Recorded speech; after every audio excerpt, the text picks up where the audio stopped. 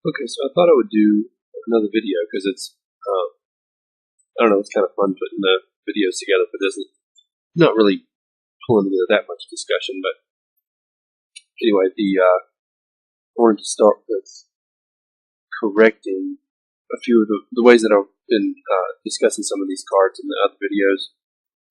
I had been out of playing Legacy for so long, I've forgotten a lot of how these cards work. So the Force Wheel is going to come out. Of course, we try to play Glimpse of Nature, and after that, it really doesn't matter because if you use Grape Shot, the Force Wheel is only going to work for one of those. And if you're like me, you generally tend to overkill with the Grape Shot in case something like that comes up. Flusterstorm can be played against you, but like you see in the other, I don't know if it was in the other video or not, actually, though. They play it, they'd sort of try to counter all of the Grape Shot spells that duplicate their stuff. And generally, I don't care, because I just play the Noxious Revival, put Grape Shot back on top of the library, and then make sure you have a couple of Noxious Revivals in case they try to surge a bullet in response. But generally, that doesn't bother me too bad. The Flusterstorm doesn't. Mindbreak Trap is the one at the end of your storm you really need to worry about. So it's if you're playing somebody that has a blue deck, you want to make sure you have a Pact of Negation or something along those lines to deal with Mindbreak Trap. Chancellor of Annex is something that I've just recently played against in a Reanimator deck, and it's like my new most hated card to play against. The guy got extremely lucky with it. I don't know how many he ran, but in the opening game, when he had no idea what I was playing, he got to reveal it from his hand and make sure I have to pay for all my spells my first turn, and then reanimated it his second turn. And so it was, I hate that card now. But anyway, I'm going to try some different, after a discussion we had on Facebook, the Ingot Chewer really, when you talk it out, is better than Multani's Presence when it comes to playing against Chalice of the Void. So, Multani's Presence does work as like a second glimpse, but Chalice of the Void stays there. So, the Chalice out, it's going to do things like, if they're not really thinking, they use Chalice of the Void for 0.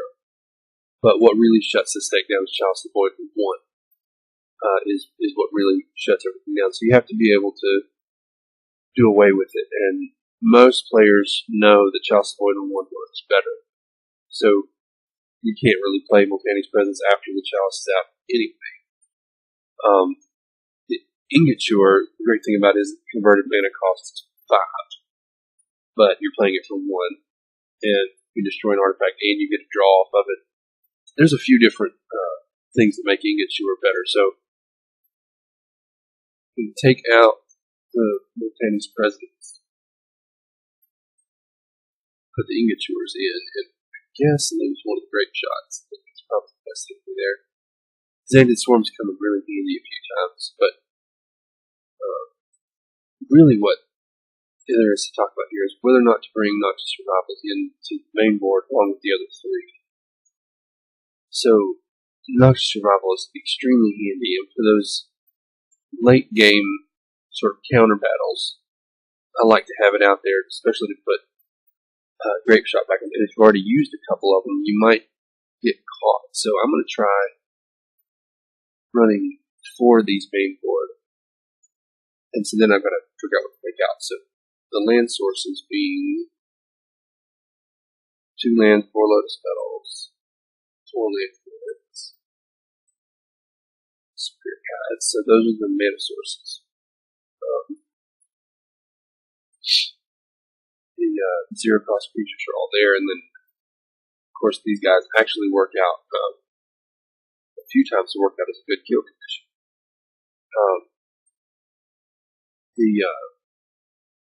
Just because you might have after a storm, or say they've surgical extracted the Glimpse of Natures or something, this guy can come out as a 3/3 or whatever mana you've got available, and I've actually had some games with this where Shifting Ball ended up winning the game for me.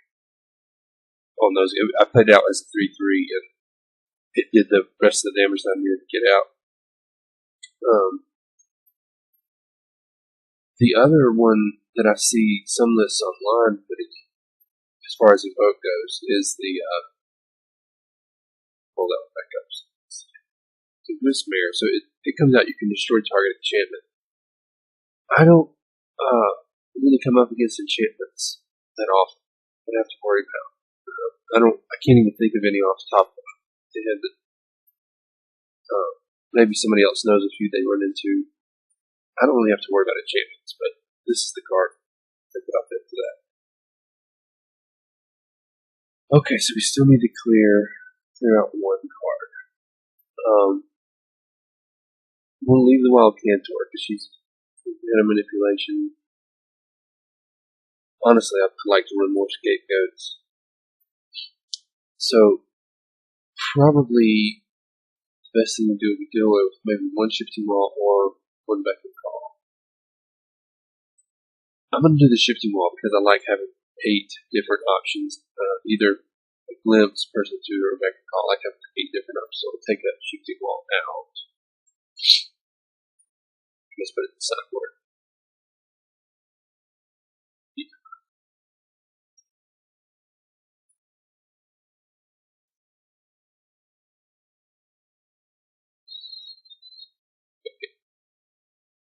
Okay, so let's try this out and see how this works. Hopefully there's some people online right now that are doing.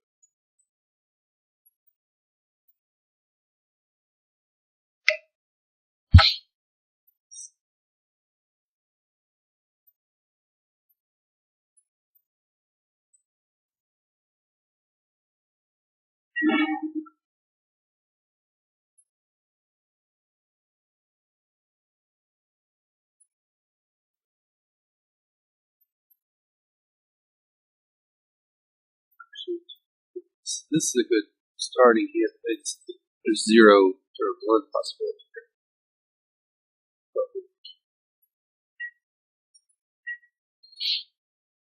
Just pass turn.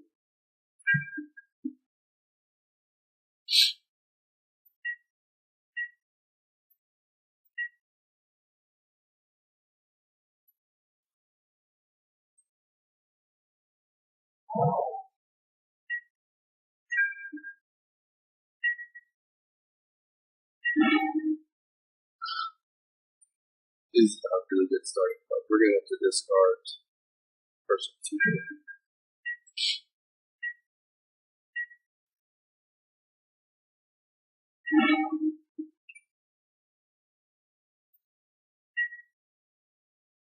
So we get a mana source, we off to the races. Unless it's another spirit guide, we cannot just revival it right back up on top. So that's simple.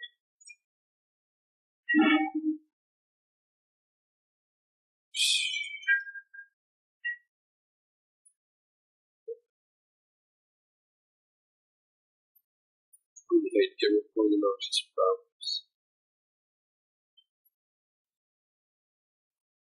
Start off with 4, but I can say that 3 things.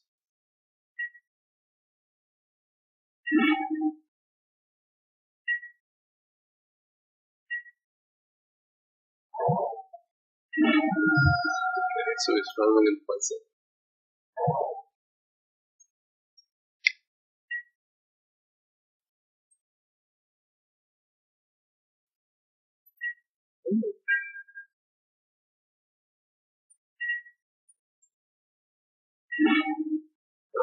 Really?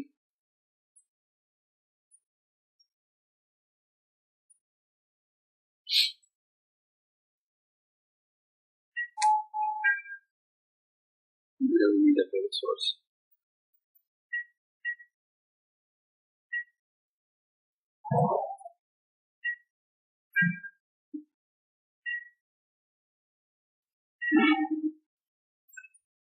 What do you think the chances are that I can actually play those?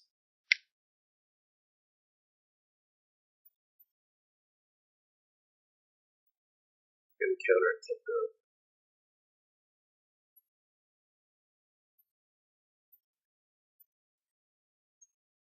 Yeah, it's fun.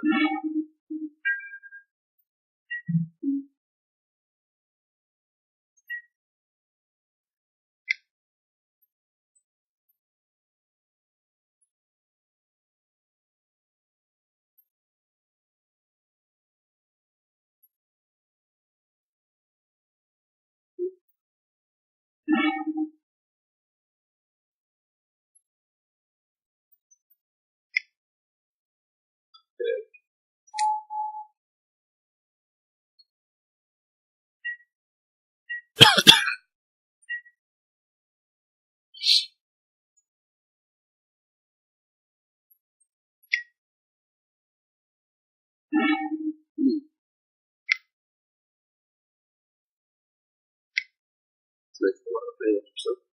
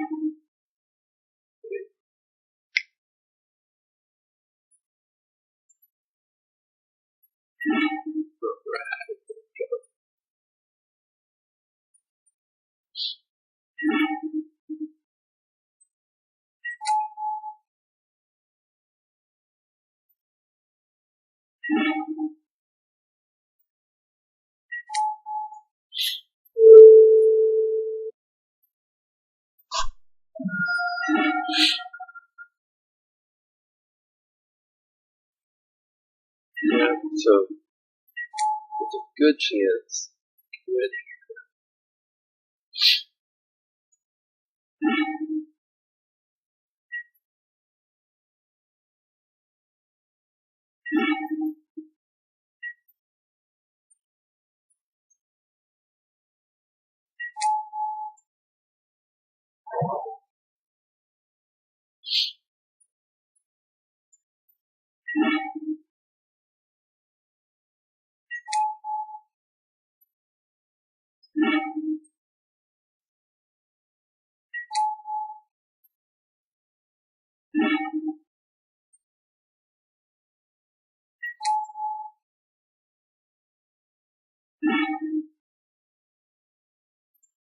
that was supposed like the jaws there. So I'm gonna play. I've got 3 creatures I can still look at, so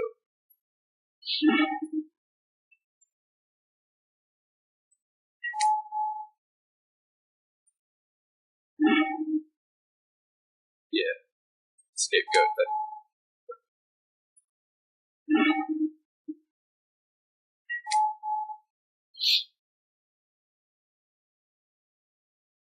That's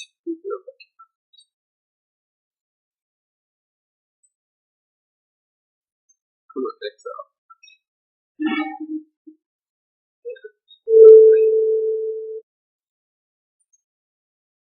Of course, I don't believe you. Like,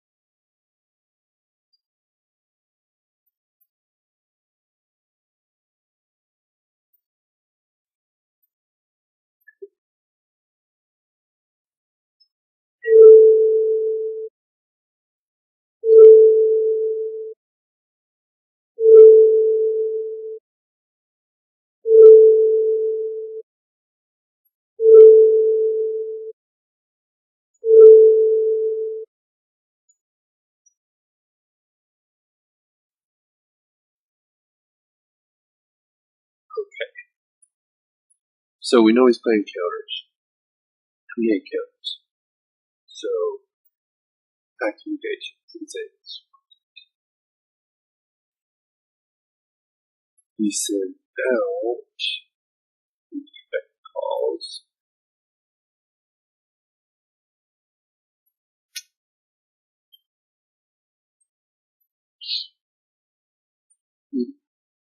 Shifting ball, I guess we could do without.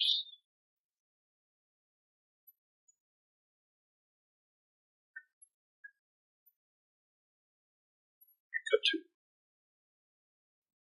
I had good luck running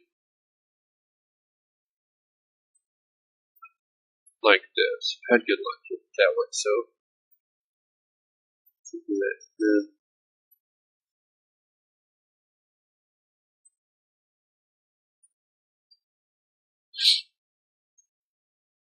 to kind of like, I guess.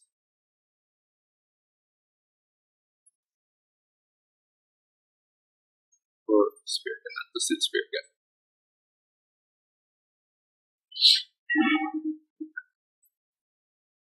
So this will be interesting. Except we're running counter deck, so he's loaded down with counters. Sure.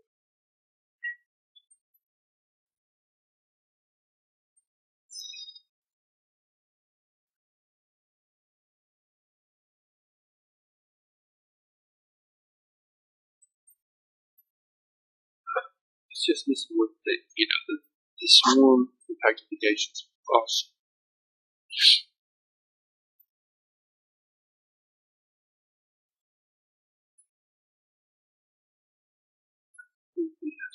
Well, he's playing discard, and the thought is that with discard, you don't want to start Flips of Nature. So let's see how this goes. Let's keep this because we need the pact. We need the sword. Let's keep this. See if he plays thoughts.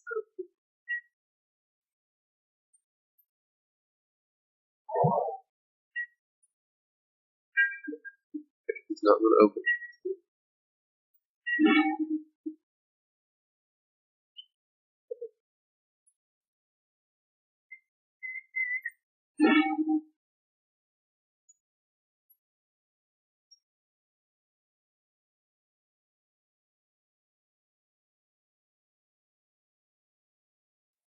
He's doing it to try to counter that.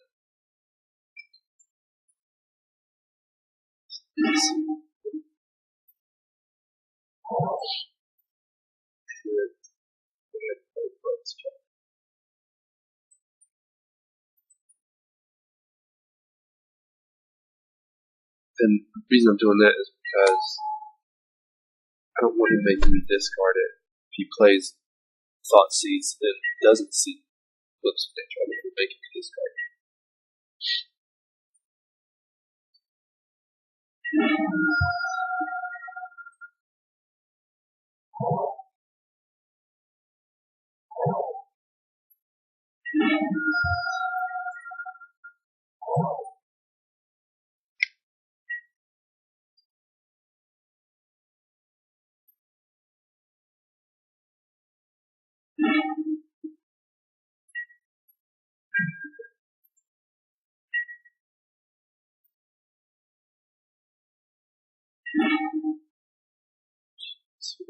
Okay, so we're still waiting on the glimpse for tutor. We go ahead and play out the same score.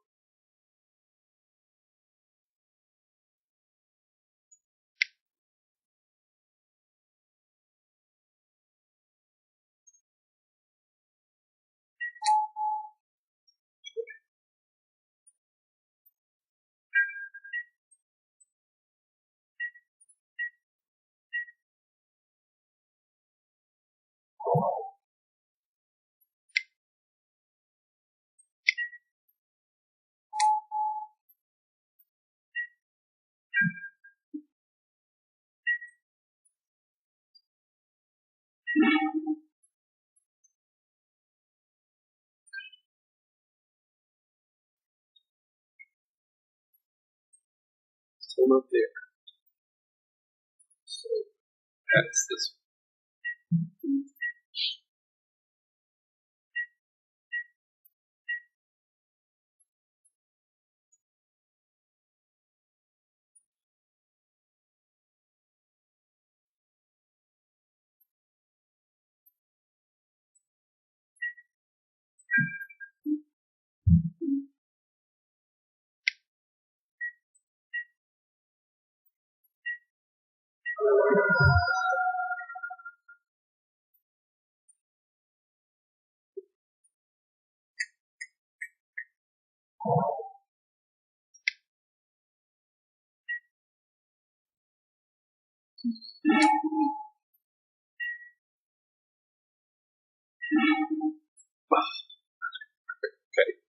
so what we want to do is begin combat, or attacker step.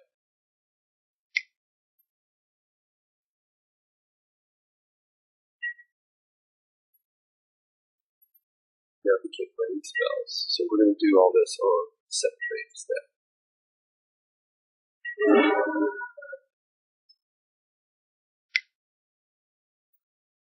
I should use the spirit guide. You can't respond, dude.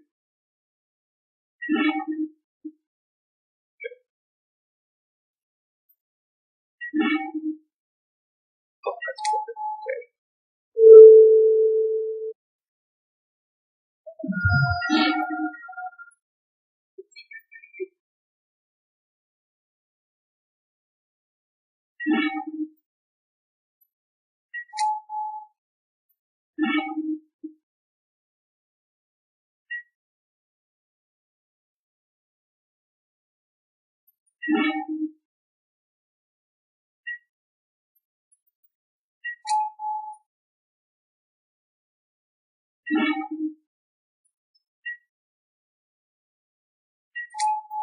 I'm going to go ahead and pull another land of library.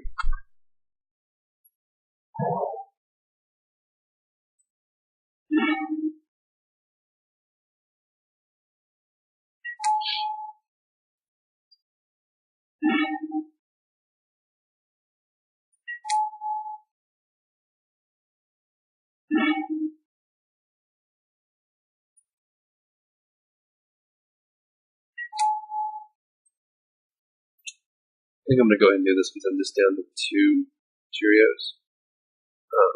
Okay. I'm going to go ahead and triple oops.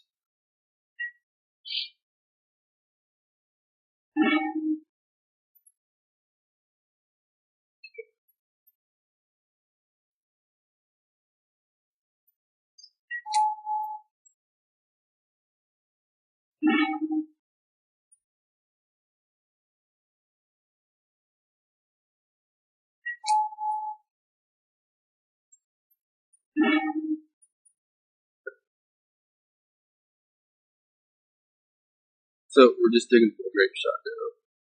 Oh, okay. So those were 2 pretty interesting games. This one we got to use the Xanthan Swarm, not real common. And the first game was a little odd to get everything started, but anyway. Let me know what you think. I mean, Ingot Chores didn't come in to the game at all, which you don't come in against Chalice that often. But the Ingot Chores, I'm real curious to play against that with Chalice because I would like to see how well it works, exactly how hard it is to get casted out there. But anyway, let me know what you think. Thanks for watching.